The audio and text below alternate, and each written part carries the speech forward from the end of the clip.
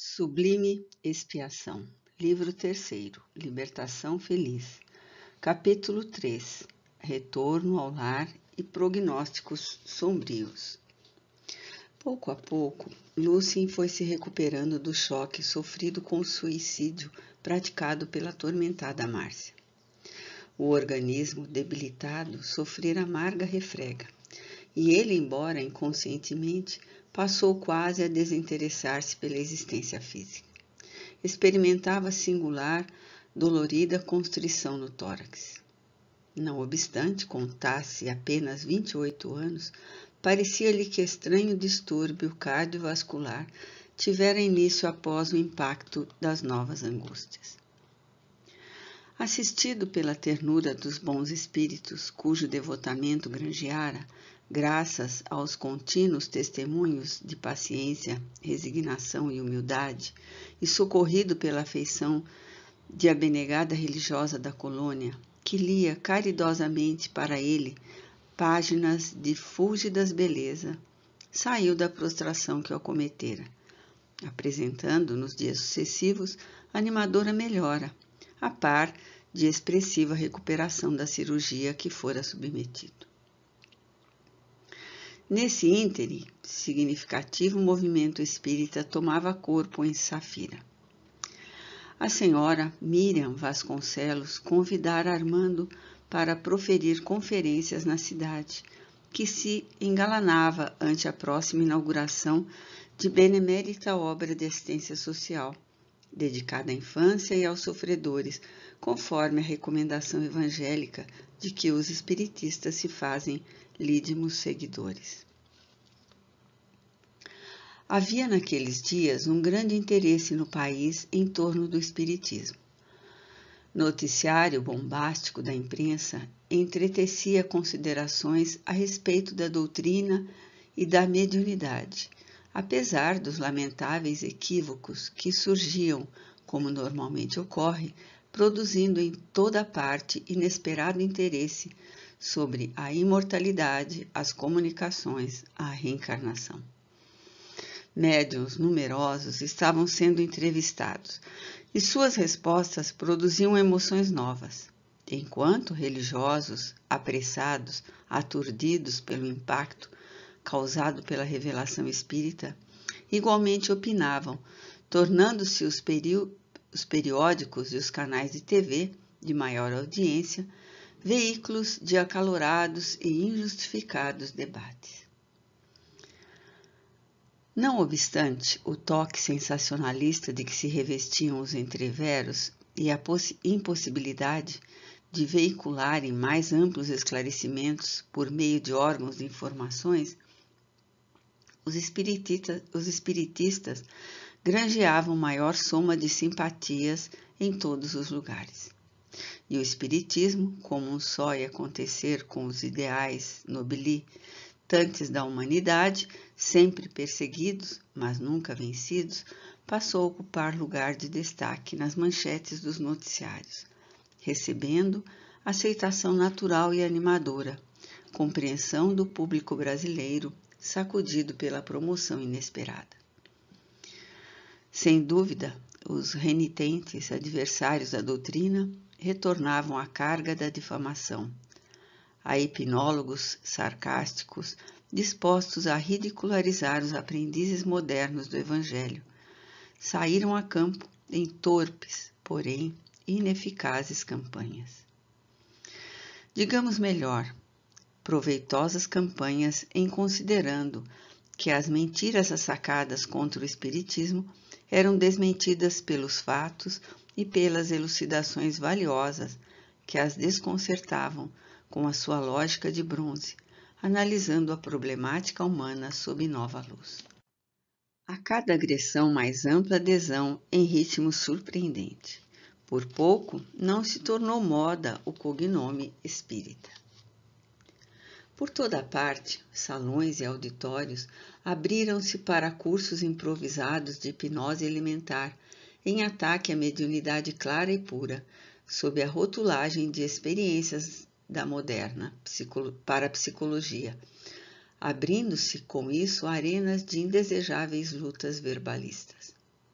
Espiritistas, conscientes, dinâmicos e esclarecidos, não se permitiam descanso, utilizando-se das ensanchas para mais amplos esclarecimentos e mais pormenorizados informes sobre a doutrina codificada por Kardec. Deve-se, entretanto, compreender que o Espiritismo não tem necessidade da propaganda intempestiva ou apressada, possuindo suas raízes nas terras férteis do Evangelho, em que aura e vitalidade e luz afirma-se e difunde-se, graças ao bem que propicia aos seus profitentes. No clima de necessárias elucidações e acalorados discursos, Armando deveria, após a inauguração do santuário dedicado à infância em Safira, proferir uma série de palestras espíritas, nas quais a incomparável figura de Jesus retornaria à convivência dos ouvintes sequiosos e dos sofredores, como ocorrera outrora nas claras manhãs e nas tardes douradas da bela Galileia, onde brotaram as nascentes da Boa Nova. Igualmente, revisaria conotações sobre conquistas científicas à luz do Espiritismo, formulando conceitos elevados e cristãos acerca da ética da nova era a instalar-se na Terra em dias futuros.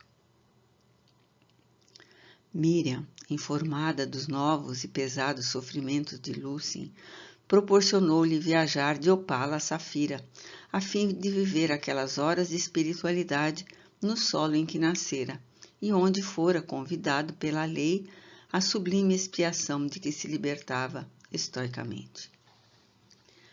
Em esfera de felizes expectativas, os dois amigos se abraçaram no aeroporto de Safira, em manhã chuvosa e úmida de agosto, retemperando o ânimo com a esperança e a fé. Podiam-se perceber os efeitos estéticos da cirurgia plástico-reparadora na face de Lúcien. O nariz retomara a forma agradável, e os lábios se apresentavam com os contornos corretos.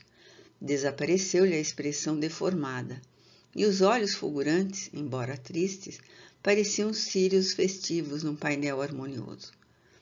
Alguns dedos da destra recuperaram os movimentos, apesar de necessitarem oportunamente de enxertos ósseos e novas cirurgias.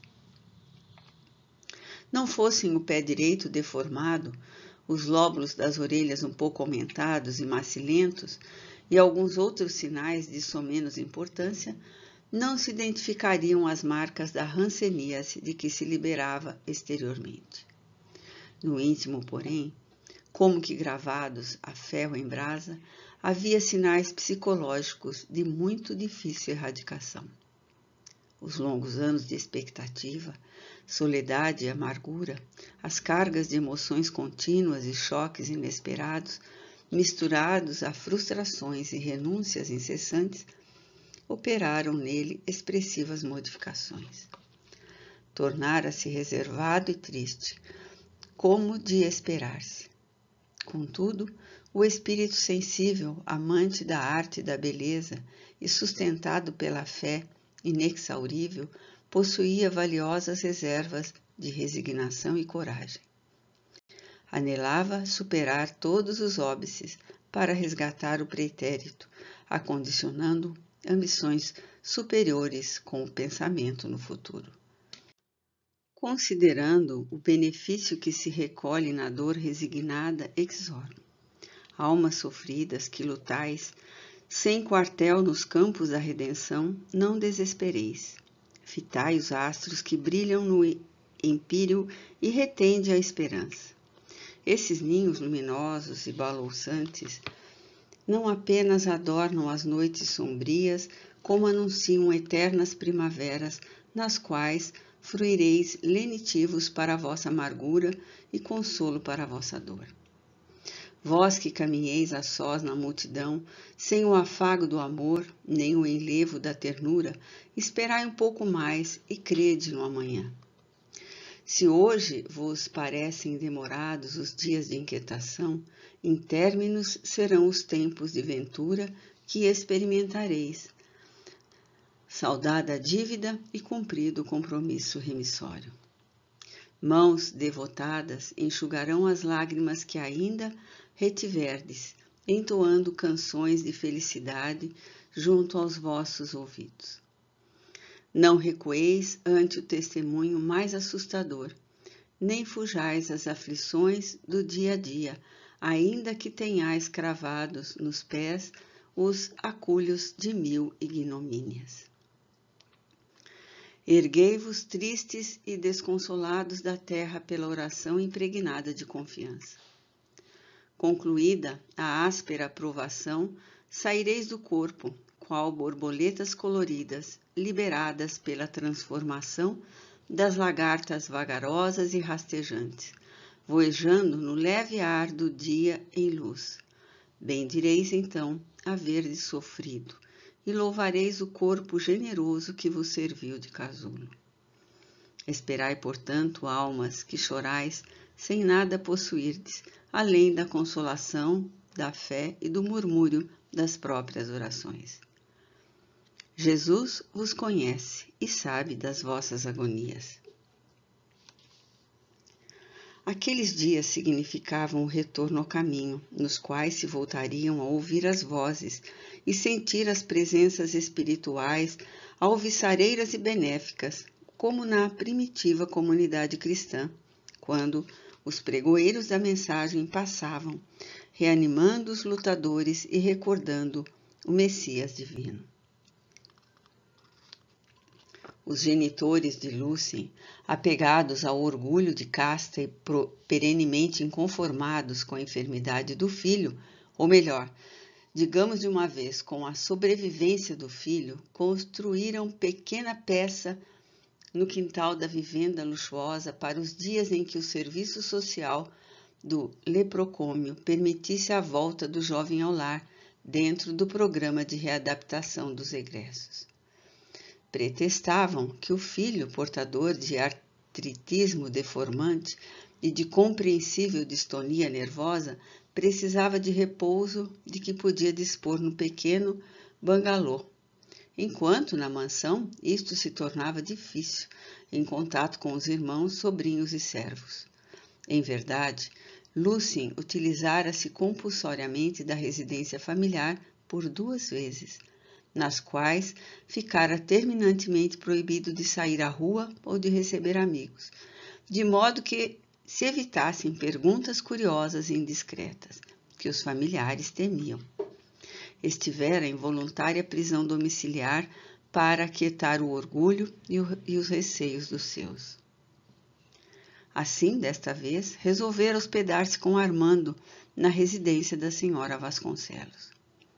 Na primeira noite, minutos antes da conferência programada, repetindo para a surpresa geral os anos transatos, Lúcien apareceu trajando smoking e apoiado a Miriam, vestida de longo, e abriu a solenidade de inauguração da obra social para a infância, dedicando ao amigo e ao seu público a valsa Tristessé do Noturno número 3 de Frédéric Chopin.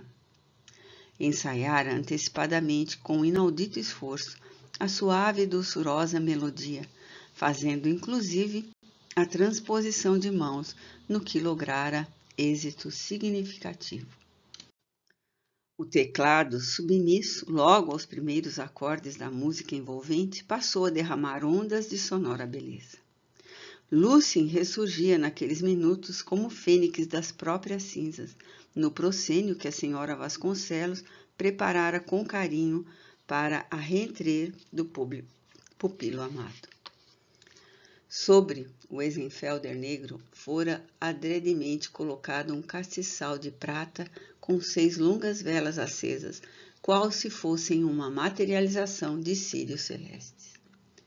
Quando o jovem sentou-se ao piano, as luzes foram apagadas e a música vibrou emocionante na acolhedora penumbra, criando embevecedoras emoções. Inspirado, Lúcien executava a melodia como se estranhos numes tutelares movimentassem os seus dedos, que conseguiam quase perfeito virtuosismo. O artista renascia, sem poder conter as lágrimas de felicidade. Na tela mental, recordava Márcia e, como se estivesse diante de um oratório, recitava seu poema de amor, não fruído nas envolventes vibrações musicais. Ao terminar, a ovação explodiu. Todos se ergueram a aplaudir, tocados de júbilo.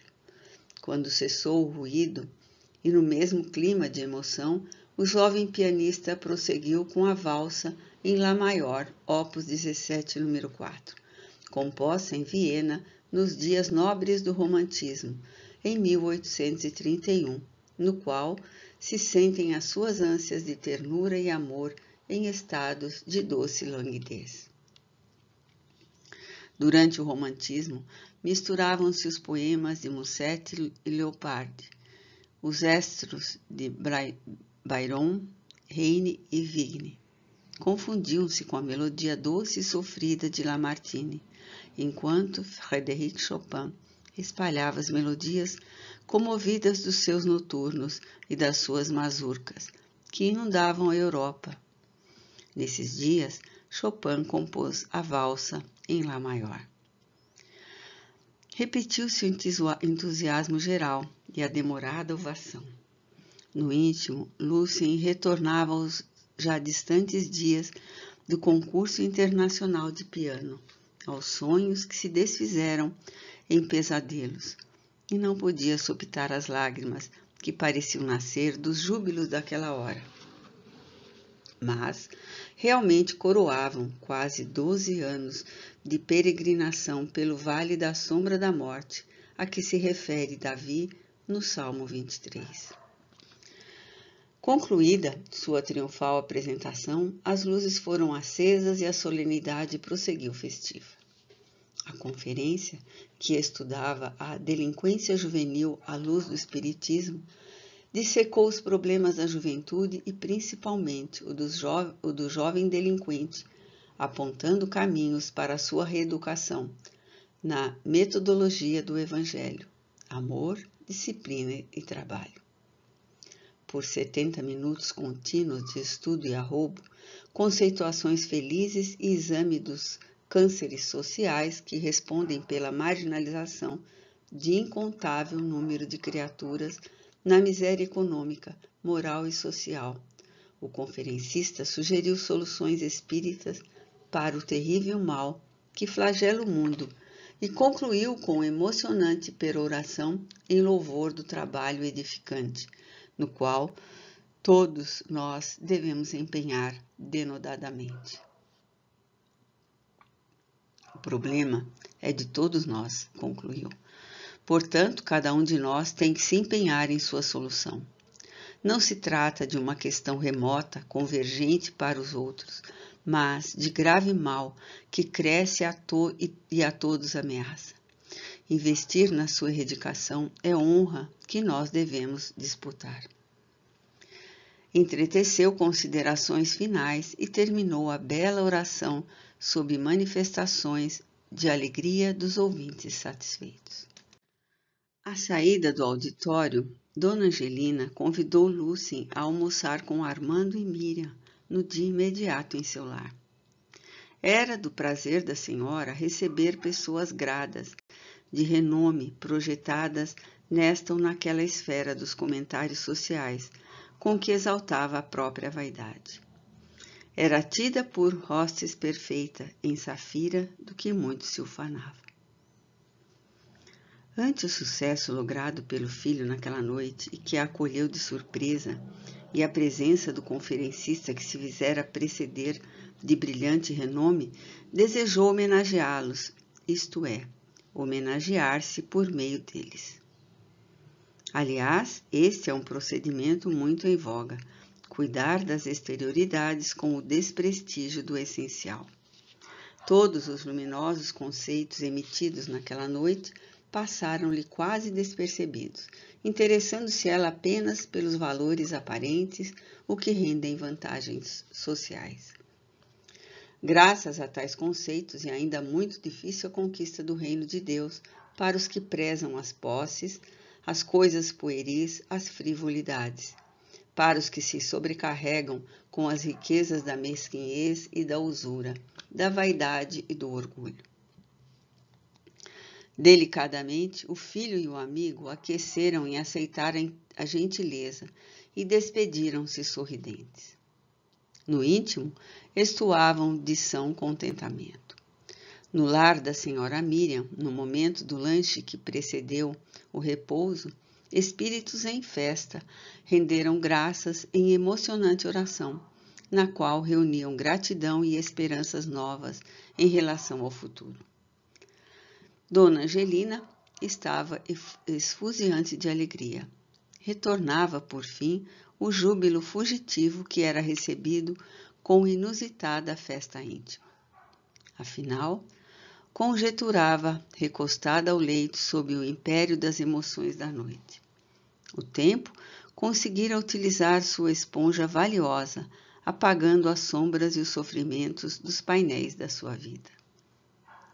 Naqueles momentos em que Lúcia intocava, sentimentos desordenados tumultuavam-lhe o espírito. Não poderia dizer exatamente se era amor o que sentia ou simplesmente uma explosão de vaidade materna. Sopitar as dores, ocultar as lágrimas, graças à desgraça que lhe trouxera ao lar. Fez uma pausa nas reflexões, atendendo ao esposo que buscava o descanso para prosseguir de imediato. O clã dos Menezes, relacionava mentalmente, procedia de Portugal e desde o século XVIII se fixara no Brasil, onde alcançou destaque desde os dias da Guerra do Paraguai, quando membros da família participaram da célebre retirada da Laguna, em 1867.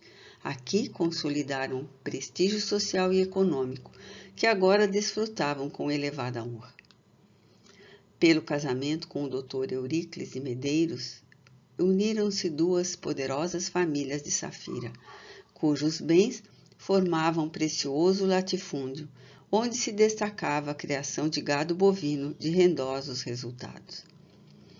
Mãe de vasta prole, todos os filhos lograram as vantagens do título universitário e da projeção na República, o que lhe significava indizíveis alegrias e citações encomiásticas nos jornais que a desvaneciam. Menos Lucy. Quando ele rompera a enfermidade, nela nascera o ódio. Sim, recordava-se, pois jamais conseguiria esquecer aquilo. Quando ouviu o diagnóstico do mal que infelicitava o filho, lepra, ficara estarrecida. Recuara no espaço e no tempo. Pareceu-lhe rever estranho porão, onde uma mãe assassinada jazia ao lado do infame homicida, ensanguentado também morto. Não sabia explicar o que ocorreu então. O assomo de ódio quase a enlouqueceu. Desejou estraçalhar o filho, pois nele via a figura hedionda do homicida que a atormentava. Quantas vezes aquela cena perturbara em pesadelos horrendos? Era como se a jovem desmaiada ao lado dos cadáveres fora ela própria. Odiou-se a si mesma por haver gerado e carregado aquele corpo, ora a desfazer-se em lepra. Gostaria de destruí-lo se pudesse, mas não teve forças para fazê-lo. Que singular visão tivera! Desde então, procurara lutar contra o estranho estado da alma sem lograr grande êxito. Longe de Lúcia, parecia-lhe suportá-lo. A lembrança, porém, de que ele sobrevivia à doença e ameaçava o renome da família com o estigma da enfermidade odienta, pensava em exterminá-lo. Ignorava a atormentada genitora que na sua carne renascera o matricida que um dia, na distante Faenza, trucidara a mãe, sua e dela. A lei os reuniu no mesmo sangue, a fim de que se liberassem da culpa, lavando os ódios. Juliano, sim, expungia sua culpa, mas Beatrice, ainda despreparada para a verdade, tropeçava em dúvidas e relutava nas paixões. Esperava que no dia seguinte, com o filho à mesa, livre da doença atroz, seria mais fácil suportá-lo e superar a antipatia, podendo novamente honrar o nome da família. Tudo faria para que ele concluísse a recuperação. Isso mesmo, ajudá-lo ia. Sorrindo sob os augúrios das perspectivas felizes, adormeceu. Safira faz lembrar muito Faenza. Seu clima, sua situação geográfica e suas paisagens possuem similaridades surpreendentes. Embora a italiana seja uma cidade muito antiga, alguns dos seus habitantes de outros tempos hoje se encontram renascidos na brasileira. Certos hábitos artesanais, artísticos e culturais de tradição e fé, em Safira, foram trazidas por aqueles espíritos vindos de Faenza em processos reencarnatórios. Toda vez que Lucien retornava à sua cidade, era vítima por múltiplas e desencontradas emoções. Revia a infância dourada, os amigos triunfantes, os lugares queridos e logo depois os dolorosos lances da enfermidade. Tudo ali estava impregnado de sorrisos e lágrimas. Também recordava, embora inconscientemente, os locais em que envenenara o próprio espírito no passado. E sofria profundamente. Alterava-se-lhe o equilíbrio orgânico e experimentava desagradável instabilidade psíquica. A possibilidade de reconquistar a família surgiu-lhe como bênção inesperada face ao convite materno. O almoço no lar dos Menezes de Medeiros transcorreu agradável, se não alegre. A elegante anfitriã ultrapassara sem cuidados. Lucien dedilhara o teclado jovialmente, e os sorrisos inundaram a casa senhorial, bem decorada e confortável. Logo após, formaram-se grupos álacres, e Armando, inquirido por todos, respondia com delicadeza e segurança de argumentação as questões que lhe eram propostas em torno dos magnos problemas da vida e da atualidade à luz do Espiritismo. Sem que fosse percebida, a senhora discretamente convidou Lucien a uma entrevista, e os dois sentaram-se no amplo gabinete do Dr. Euríclides, onde passaram a conversar descontraidamente.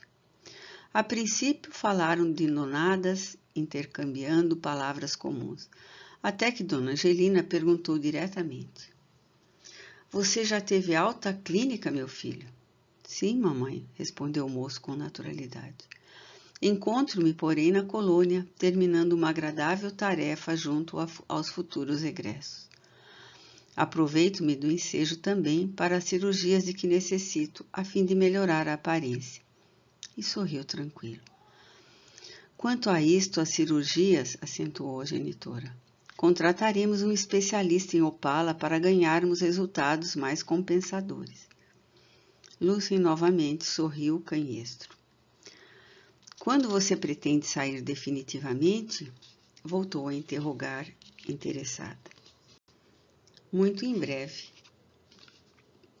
"Não lhe conviria uma viagem ao exterior para esquecer, renovar-se, talvez mesmo para voltar a tocar?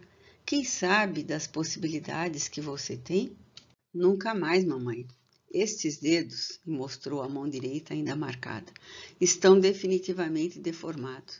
O que fiz ontem e hoje somente o consegui por concessão especial de Deus." Os olhos tornaram-se-lhe úmidos. Havia imensa tristeza em sua voz, um singular sofrimento nos gestos e um grande abatimento nas atitudes. A mãe percebeu e comoveu-se. Desejou abraçá-lo, mas refreou o ímpeto. Temia-o, embora não soubesse a razão disso. "Receia alguma coisa, Lucien?" interrogou bondosa. "Você agora está curado, filho." "Sim, receio, mamãe", respondeu. A enfermidade estacionou e passou o perigo da contaminação. Ficarei, porém, sob controle semestral. Há sempre o perigo da recidiva. E eu temo ter de recomeçar tudo outra vez.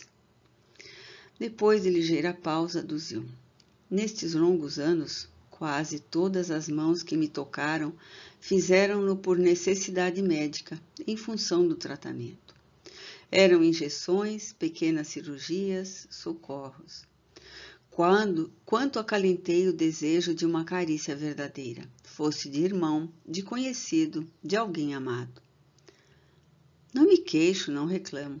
Estou apenas cansado de sofrer, ó mamãe. O olhar do filho envolveu-a inteiramente e ambos prorromperam em lágrimas. E há tal possibilidade? Sim, há. A volta é cruel. Nós não voltaremos a sofrer mais, meu filho, como dantes. Eu não permitirei. Você não enfermará novamente. Juro que isso não se dará outra vez. Eu prometo, meu filho. Lúcio, encolhido pelas palavras de Dona Angelina, percebeu-lhe alguns sinais de desequilíbrio emocional. Só então se deu conta do quanto também ela deveria ter sofrido. No silêncio que se fez natural, quase incômodo, Lúcia começou a refletir no conteúdo daquelas palavras banhadas pelas lágrimas. Juro que isso não se dará outra vez. No olhar de quase desvario materno, a expressão de medo e ódio por momentos cintilou. Nada mais puderam falar. O silêncio grave permaneceu na sala adornada, e os dois, caminhando automaticamente, retornaram ao grupo. Armando notou o semblante nublado do amigo e no rosto congestionado da anfitriã, que se tornara visivelmente inquieta. Alegando compromissos e fazendo-se seguir por Miriam, despediu-se, tendo o Dr. Medeiros se prontificado gentilmente a conduzi-los de volta ao lar. Lúcia em nada referiu ao amigo, nem este, por delicadeza, lhe perguntou. Declarando-se indisposta, a senhora Dr. Medeiros não compareceu às demais solenidades e seu esposo passou a preocupar-se, confessando ao filho quando vinha observando em torno do equilíbrio psíquico da companheira. Lúcia foi visitá-la às vésperas da viagem, notando-a singularmente abatida e algo transtornada. A sua instância prometeu retornar antes de partir. Algo de estranho pairava no ar, prenunciando sombras adversas que pareciam conspirar.